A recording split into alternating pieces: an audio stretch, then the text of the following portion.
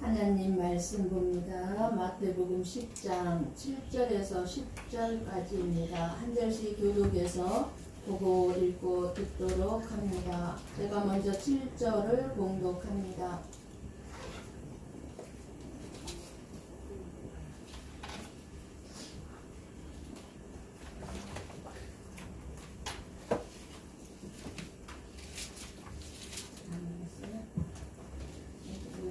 말씀들이 성경 말씀 가지고 마태복음 10장 우리 같이 한 목소리로 보고 읽고 듣도록 합니다. 7절에서 10절까지 한 목소리로 보고 읽고 듣습니다. 가면에서 전파하여 말하되 천국이 가까이 왔다 하고 병든 자를 고치며 죽은 자를 살리며 나병한 자를 깨끗하게 하며 귀신을 쫓아내되 너희가 거저 받았으니 거저 주라. 너희 전대에 금이나 은이나 돈을 가지지 말고 여행을 위하여 배낭이나 두벌 옷이나 신이나 지팡이를 가지지 말라. 이는 일꾼이 자기의 먹을 것 받는 것이 마땅 아니라. 아멘. 오늘 본문의 말씀에서 예수님이 제자들을 보내시면서 하신 말씀의 구체적인 의미가 무엇인지, 그리고 저와 여러분에게는 오늘 우리 하나님께서 무엇을 말씀하시고자 하시는지 주님의 음성이 저와 여러분에게 생명의 양식으로 들려지기를 축복합니다. 먼저 예수님은 제자들에게 이방인의 길로도 가지 말고 사마리아인의 고을에도 들어가지 말고 차라리 이스라엘 집에 잃어버린 양에게로 가라고 이렇게 말씀하시면서 12 제자를 내보내시며 권능을 주셨고, 그리고 천국이 가까이 왔다고 전하라고 하셨습니다. 이때 12명의 제자들은 예수님이 누구신가를 확실하게 알지 못한 상태입니다. 그래서 십자가의 죽음도 부활도 모르는데 무엇을 전할 수 있겠습니까? 지금까지 예수님이 해오신 일들을 통해서 병든 자를 고치고 귀신을 쫓아내고 이러한 일들을 통해서 예수님 자신이 천국임을 전하라는 것입니다. 그리고 예수님은 12 제자를 내어 보내시기 전에 제자들에게 능력과 권세를 주셨습니다. 모든 귀신을 제어하며 병을 고치는 능력과 권세였습니다. 우리에게 일을 맡기실 때는 거기에 맞는 능력과 권위를 주십니다. 능력과 권세를 주셔서 우리에게 맡겨진 그 일을 감당할 수 있도록 하시는 것입니다. 12 제자들이 보냄을 받은 이유는 하나님의 나라를 선포하는 것이죠. 우리는 교회가 무엇을 중요하게 여기고 해야 하는지 알아야 합니다. 여러분들이 교회에 나와서 예배를 드리고 말씀을 들을 때 설교가 무엇인지를 알아야 돼요. 설교는 하나님의 말씀을 전하는 것인데요. 즉 하나님의 나라를 선포하는 것이 설교입니다. 그래서 설교는 눈에 보이지 않는 것을 보이게 하는 하나님 나라의 선포임을 알아야 합니다. 그래서 아직 영의 눈이 열리지 않는 사람은 설교 말씀을 들어도 무슨 말씀인지 못 알아듣습니다.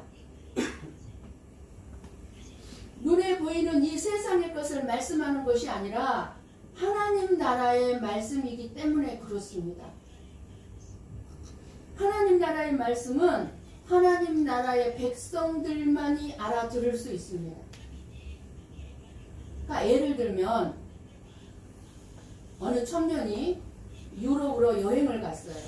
유럽으로 여행을 갔는데 파리 광장에서 수많은 사람들이 있는데 그 가운데 아가씨 3명이 앞을 걸어갑니다.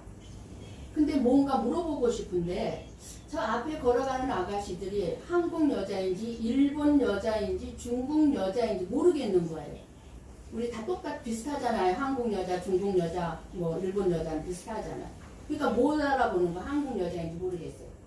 그래서 어떻게 하지 하다가 뒤에서 아가씨 하고 불렀어요. 그러니까 세 여자가 동시에 뒤를 탁 돌아봤어요. 왜 돌아봤을까요? 아가씨라는 말을 알아들은 거예요. 한국 사람이기 때문에 한국말을 알아들은 거예요.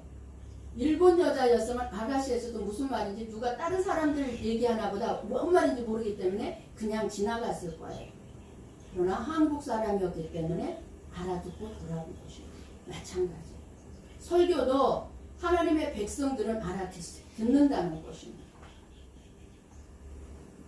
그래서 7절 말씀을 보면은 가면서 전파하여 말하되 천국이 가까이 왔다라고 말합니다. 여러분, 가면서 전파하여 말하되 천국이 가까이 왔다라고 전하라고 합니다.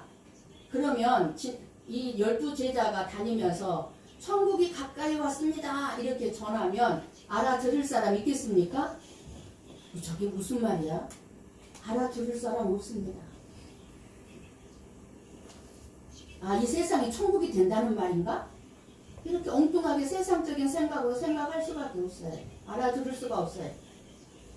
그래서 제자들이 나가서 전해야 할 것은 예수님이 지금 가까이 계시는데 그 가까이 계신 예수님이 천국이라는 것입니다. 이렇게 알아들어야 되는데 이렇게 알아들을 수가 없는 거죠. 천국이 가까이 왔다 전했을 때. 그래서 마태복음 3장 2절에도요. 세례 요한이 말했습니다. 천국이 가까이 왔다는 것은 세례 요한도 뭐라고 얘기했습니까? 회개하라. 천국이 가까이 왔다고 세례 요한도 전했고 마태복음 4장 17절에도 뭐라고 예수님이 전합니까? 첫 예수님의 선포죠. 예수님께서 비로소 전파하여 이르시되 회개하라. 천국이 가까이 왔느니라 하시더라. 이렇게 예수님도 외쳤습니다. 이때 유대인들, 이스라엘 사람들, 이 바리새인들은 자기들이 천국에 들어가는 것은 당연한 것으로 여기고 있었던 사람들입니다. 천국을 회개와 상관없이 바리새인들은 당연하게 들어갈 것으로 여겼어요. 그렇게 생각하고 있는 유대인들에게 회개하라, 천국이 가까이 왔느니라 예수님의 이 선포는 유대인들에게나 바리새인들에게는 너무너무 기분 나쁜 말인 거예요. 받아들이기 힘든 말씀이었습니다. 기분 나쁜 말이었습니다. 회개하라고? 우리가 무슨 죄가 있어서 나보고 회개하라고 그러지? 우리 보고 회개하라고 그러지? 아주 기분 나쁘게 들리는 말이었습니다. 그렇게 유대인들 바리새인들은 자기들이 스스로 만들어 세운 규례와 원칙을 지키며 살아가는 것을 자기들의 의로, 자기들은 의인이라고 생각하고 자기들은 당연히 죄가 없기 때문에 율법을 지키며 살아왔기 때문에 천국에 들어갈 자로 여긴 것입니다. 그러니까 한마디로 자기들은 회개할 것이 없는 의인들이라고 여긴 거예요. 그런 자기들이 하나님의 백성으로서 잃어버린 양인지를 모르고 이렇게 생각하고 있는 유대인들, 이스라엘 백성들, 바리새인들에게 예수님은 제자들을 보내시면서 이스라엘 집에 잃어버린 양에게로 가서 천국이 가까이 왔다라고 전하라는 것입니다. 우리 주위와 우리 교회 안을 둘러보면요, 하나님의 잃어버린 양들이 있다는 사실이 누구라고는 판단하지 말라고 그랬습니다. 그런데 반드시 있다는 사실입니다. 지금부터라도 잃어버린 양들을 생각하고 우리는 먼저 주님의 마음을 품는 것이 중요하고 기도하는 것이 중요합니다. 예수님의 명령을 기억하면서 잃어버린 양들을 찾을 수 있는, 그래서 주님의 기쁨이 되는 그런 교회가 되기를 축복합니다. 네. 그 천국인 예수님이 어떤 분인가를 알게 하고 보여주기 위해 8절을 보면 오늘 본문에 병든 자를 고치며 죽은 자를 살리며 나병 환자를 깨끗하게 하며 귀신을 쫓아내되 너희가 거저받았으니 거저주라고 말씀합니다. 말로만 예수님의 사랑을 전하는 것 하지 말고 예수님은 제자들에게 권능을 주셔서 귀신을 쫓아내며 병든 자를 고칠 수 있도록 했습니다. 이때 당시는 병원도 없었고 약도 없었기 때문에 하나님의 특별한 치료의 능력과 권세를 주지 아니하면 귀신을 쫓아내거나 병든 자를 고칠 수가 없었습니다. 지금은 얼마든지 병원에 가서 고칠 수 있어요. 문둥병도. 그러나 귀신은 저와 여러분에게도 권세가 있기 때문에 얼마든지 내쫓을 수 있습니다. 병든 자를 고치고 귀신을 쫓아내신 예수님의 일들은 우리의 연약함을 친히 담당하시기 위해 오신 예수님을 증거하기 위한 목적으로 그러한 권세를 주신 것입니다. 너희들이 이거를 통해서 이걸로 돈 벌어서 먹고 살아라 주신 게 아니라 예수님이 어떤 분인가를 알게 하기 위한 목적으로 주신 권세인 것입니다. 그래서 예수님의 권세는 저주에 갇히고 귀신에 붙들려 있는 자기 백성을 자유롭게 하는 것이었습니다. 예수님은 제자들을 이 권능이 함께한 자로 세상에 내보내신 것입니다. 이 제자들이나 저와 여러분들이 잊지 말아야 할 것이 있습니다. 그것은 거저 받았기 때문에 거저 주는 것입니다. 예수님께 보냄받은 모든 제자는 거저 받은 것이 있습니다. 보냄을 받은 제자라면 누구에게나 동일하게 거저 주어진 것이 있습니다. 내 생각으로 믿는 믿음을, 내 가치관, 내 신념을 전하거나 강조하면서 전하는 것이 되어서는 안 됩니다. 내가 생각하는 믿음, 이러한 것들을 전해서는 안 되는 거예요. 그렇게 해서 다른 사람을 내가 생각하는 그런 믿음의 사람으로 만들어가는 것이 아니라 우리는 다 예수님의 사랑을 받은 자들로 오직 예수님의 순수한 사랑을 받은 자들이기 때문에 그 사랑을 나누어 주어야 한다는 것입니다.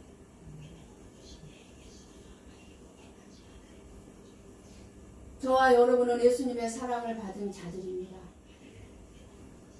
거저받은 사랑을 어떤 대가나 칭찬이나 인정을 바라지 말고 거저 나눠주라는 것입니다. 예수님께 받은 사랑을 알고 있다면 내가 받은 것 중에 최고의 것은 뭡니까? 사랑을 나눠주는 것입니다. 그 최고의 사랑을 나눠주어야 하는 것이 천국의 복음입니다. 저와 여러분에게는 예수님께 받은 사랑이 너무너무 큽니다. 주님의 그 놀라운 사랑으로 다른 사람을 보면 헐벗고 병든 사람들을 보면 그냥 지나칠 수가 없고 힘들어하고 고통받는 사람을 보면 그냥 보고만 있을 수 없고 따뜻하게 말 한마디라도 사랑의 마음을 나눠주게 되는 것입니다. 요즘은 세상이 참 살기 좋은 세상이 돼감에도 불구하고 더 수많은 사람들이 정신적인 우울증에 걸린 사람들이 너무나 많고 저와 여러분도 자신할 수가 없어요. 알게 모르게 크고 작게 다 우울증들을 가지고 있어요. 그렇게 힘들고 어려운 우울증을 겪고 있고 공황장애, 조현병 여러 가지 정신적인 질환들을 가지고 있음으로 인해서 말할 수 없는 억압과 고통을 받고 있는데 우리가 하나님의 사랑을 받은 자들로서 나 몰라라 할 수가 없기 때문에 주님의 사랑으로 따뜻한 말 한마디라도 나누어야 한다는 것입니다.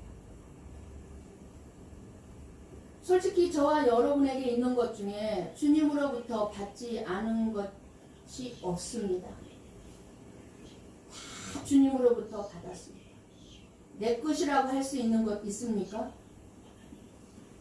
생각해 보세요. 여러분, 이것은 내 것이야 할 수 있는 거 있습니까? 도대체 무엇이 저와 여러분의 것입니까? 무엇이 저와 여러분의 것입니까? 아무것도 내 것이라고 할 수 있는 것이 없습니다. 모든 것을 거저 받았으니 거저 주라고 하시는 것입니다. 이제 보냄을 받게 된 제자들의 삶이 어떠해야 한다고 합니까? 9절 10절 말씀을 우리 다시 한번 봅니다. 같이 봅니다.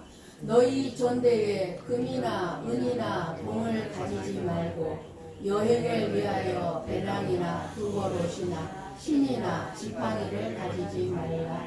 이는 일꾼이 자기의 먹을 것 받는 것이 마땅하니라. 아멘. 하나님의 나라를 전하기에 내 보냄을 받은 제자들에게 너희들이 이제 거저 받았으니 거저 주라고 하시면서 이제 쉽게 말하면 뭐예요? 또 여행을 위하여 아무것도 가지지 말라고 말씀하고 계십니다. 저와 여러분이 이 땅에서 살아가고 있는 것은 잠시 동안 육신을 입고 사는 여행길입니다. 나그네 길입니다. 우리의 번향인 영원한 하나님의 나라로 들어가는 여행입니다. 그리하여 우리의 인생의 종착지는 하나님 나라입니다. 여행 중에 짐이 많으면 어때요? 너무너무 번거롭고 그 짐 때문에 피곤하고 지쳐서 짜증이 나기 쉽습니다. 그래서 여행자들의 고수일수록 여행을 많이 다니는 사람일수록 짐이 적습니다.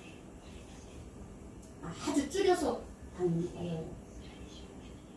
여행 중에는 없으면 없는 대로 불평, 불만이 없이 그냥 여행 중이니까 이렇게 생각하고 그냥 지나갑니다.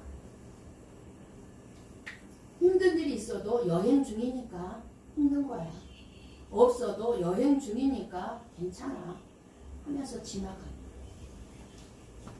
내 집이 아니기 때문에 불편한 것이 많아서 지치고 힘들 때도 있지만 그러나 여행을 끝난 뒤에는 고생이 많았던 여행이 더 아름답게 우리의 기억 속에 남습니다. 그런데 많은 사람들이 이 땅에서 영원히 살 것처럼 거저 받은 거 거저 나눠줄 줄 모르고 그저 자기 앞에 쌓고 쌓으면서 살아갑니다. 저는 7일 금요일날 7일이 금요일이죠. 금요일날 함소정 집사님이 돌봐왔던 살인죄로 무기징역을 받아서 교도소에서 죽음을 맞은 분의 장례를 치르면서 다시 한번 인생 무상과 허망함을 느끼며 이렇게 죽을 걸, 그렇게 돈 때문에 살인을 했군요 하는 마음이 들 때 그분의 그 누워있는 그 시체 앞에서 그런 마음이 드는데 하나님께서 순간 감동을 주셨습니다.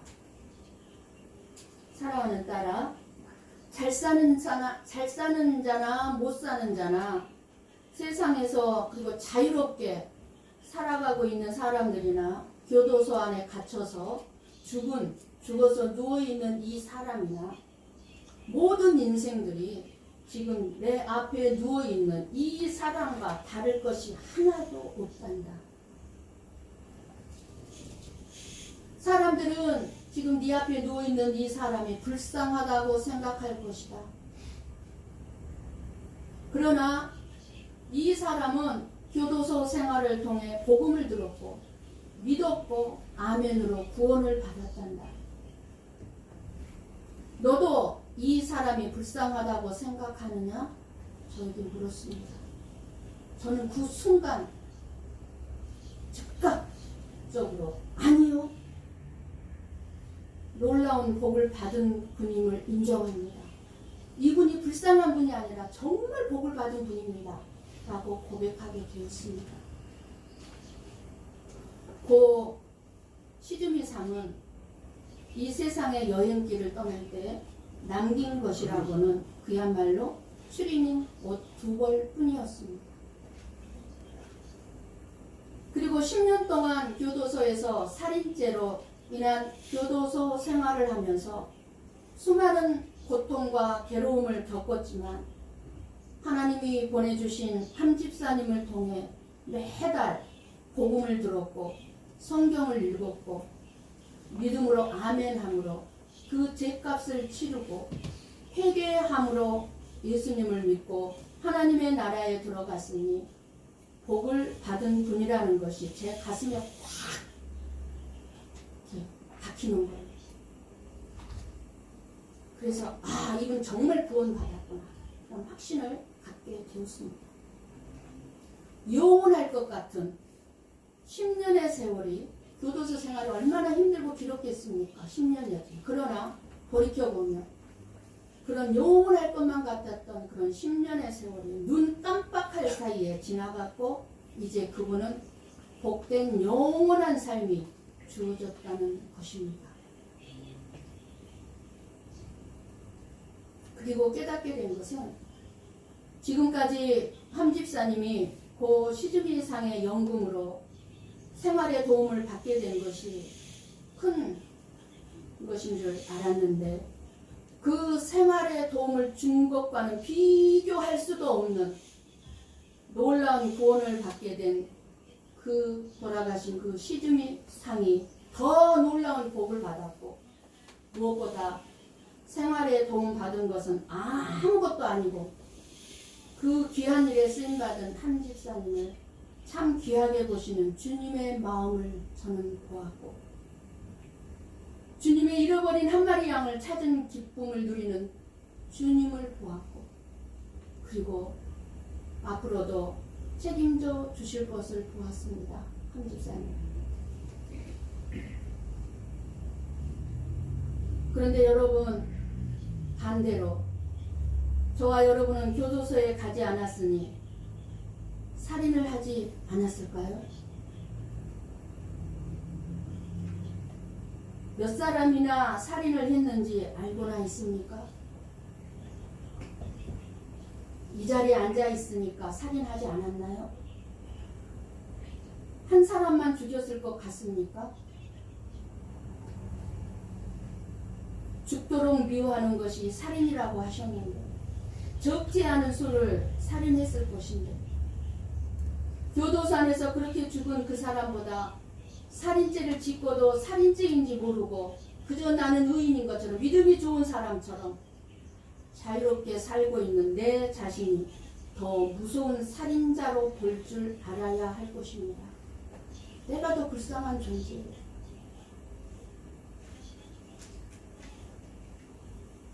그러함에도 살인죄를 안 지은 자처럼 살고 있고 어떤 돈 좀 있는 부자가 이 세상에서 자신이 죄인인 줄도 모르고 하나님 나라가 있는 줄도 모르고 그저 이 세상이 영원할 것처럼 좋은 집, 좋은 차에 고급 음식을 먹고 마시며 여행을 누리다가 갑자기 죽어서 지옥으로 가게 되었다며 이 부자가 복이 많은 사람일까요? 이 부자는 불쌍하지 않은 사람일까요? 오히려 이 부자가 훨씬 불쌍한 사람. 얼마나 많은 사람들이 머지않아 하나님께로 가야 하는데 길을 쓰고 이 세상이 영원한 줄로 알고 집을 짓고 쌓고 살아가느라 이 세상으로부터 이 세상에서부터 지옥의 삶을 살고 있는 현실입니다. 수많은 사람들. 왜 이 세상에서부터 지옥의 삶을 살고 있습니까? 주어진 것에 만족할 줄을 모르고 그냥 쌓고 쌓기 위해서 지옥 같은 삶을 사는 인생의 마지막은 부자와 가난한 자, 교도소에 들어간 자와 안 들어간 자로 구분되는 것이 아닙니다. 모두가 다 사망의 종으로서 사망이 저와 여러분의 왕노릇하고 있기 때문에 영원한 멸망에 빠져야 할 운명 앞에서는 오직 사망의 영원한 멸망과 영생으로 들어갈 자로 구분될 뿐입니다. 그런데 죄를 모르고 사망을 모르기 때문에 눈에 보이는 이 세상의 가치관으로 내 자신을 평가하고 끊임없이 다른 사람과 나를 비교하고 저 사람은 저렇게 가졌는데 나는 못 가졌네? 그래서 불행해하고 구분하면서 세상을 살아가고 있는 것입니다. 그런 이 세상의 여행을 잘 마칠 수 있도록 예수님께서 제자들에게 주신 귀신 제어하는 권세, 병 고치는 능력과 권위 이런 것들은요. 지금으로 얘기하면은 하나님께서 저와 여러분에게 주신 여러 가지 재능과 능력 그리고 권세와 부를 말합니다. 이미 주셨어요. 저와 여러분에게. 제자들에게 주신 병 고치는 능력, 권위, 권세 이런 거 다 주셨어요. 우리에게 여러 가지 재능과 능력 그리고 권세와 부를 주신 이유는 나만 누리면서 살라고 주신 것이 아니라 즉 병들고 귀신 들려 앓는 자와 아직도 천국을 몰라서 지옥으로 달려가는 자 그리고 연약하고 힘이 없는 자 내가 돌보지 않으면 안 되는 자들 이렇게 하나님이 잃어버린 자기 백성들을 찾기 위해서 사용하라고 주신 것입니다. 제자들에게 전대에 금이나 은이나 동을 가지지 말고 두벌옷이나 지팡이도 가지지 말라고 하신 이유는 뭐예요? 오직 하나님만을 의지해야 할 것을 알게 하기 위해서입니다. 하나님이 보내신 자들 곧 일꾼이 자기 먹을 것 받는 것이 마땅함이라고 말씀하고 있습니다. 무슨 말씀입니까? 하나님께서 제자들이나 저와 여러분의 모든 필요를 채워주신다는 약속입니다. 살아가는 과정에 필요한 것은 반드시 주신다는 거예요. 이 말씀은 반드시 이루어집니다. 우리 한번 누가복음 22장 35절 말씀을 보고 읽고 듣습니다.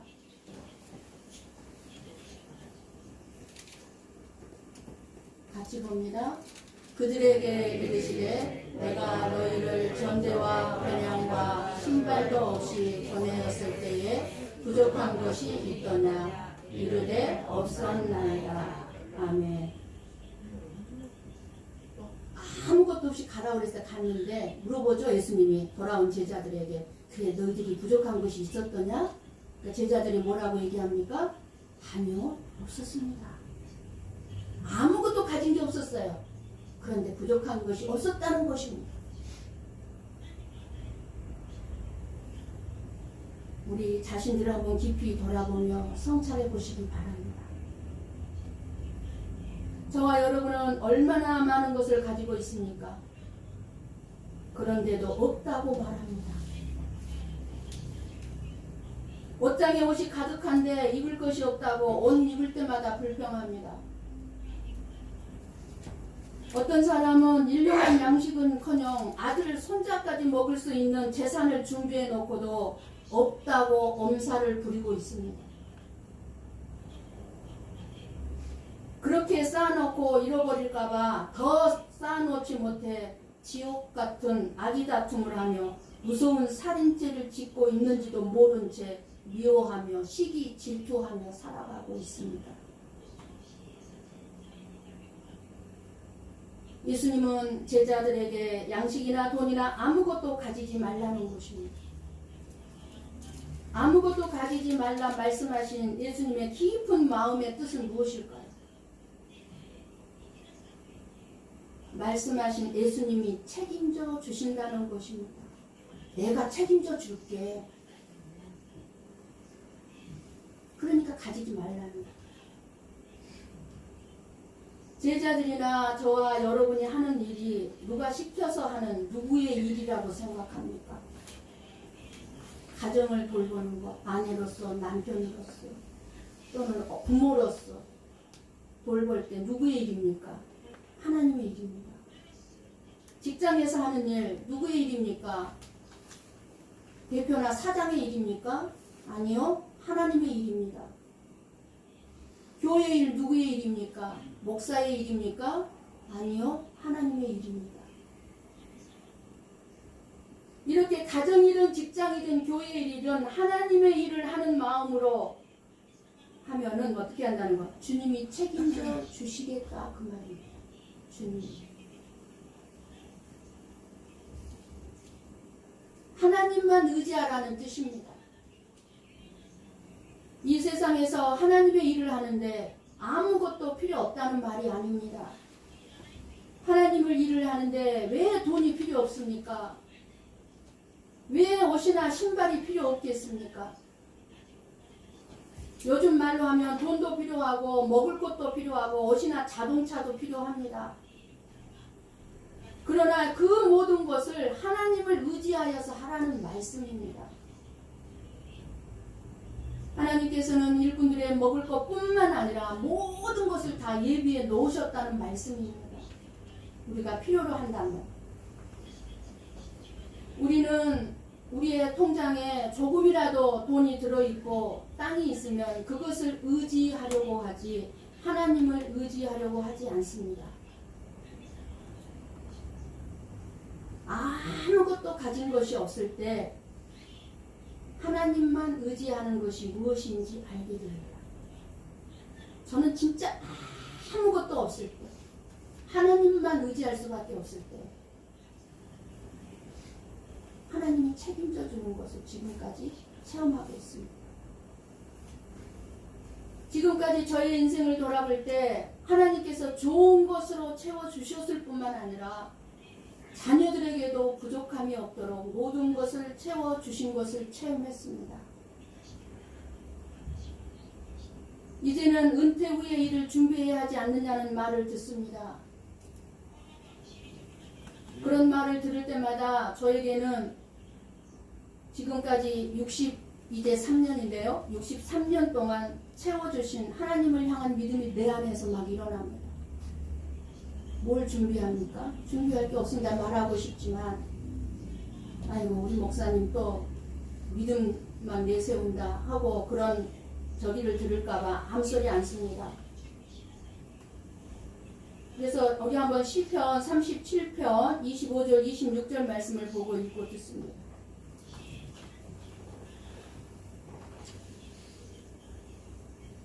같이 봅니다.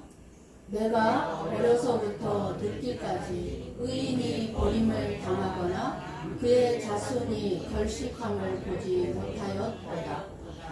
그는 종일토록 은혜를 베풀고 꾸어주니 그의 자손이 복을 받는도다. 아멘.